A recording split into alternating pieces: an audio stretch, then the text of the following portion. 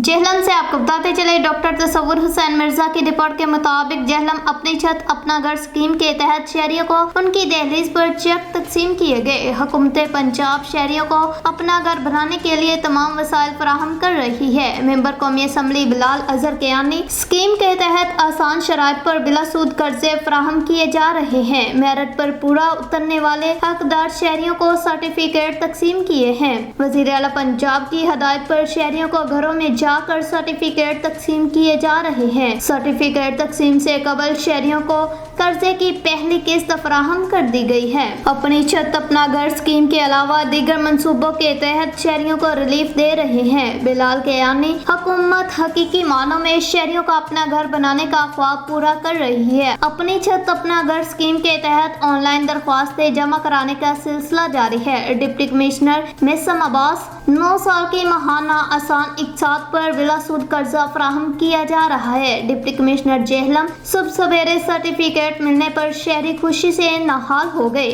Member कौमी assembly Bilal Azhar Kiani और deputy commissioner Mohammad मेसम Abbas की अपनी छत अपना घर स्कीम के हवाले से सर्टिफिकेट तकसीम के मौका पर मीडिया से गुफ्तगू।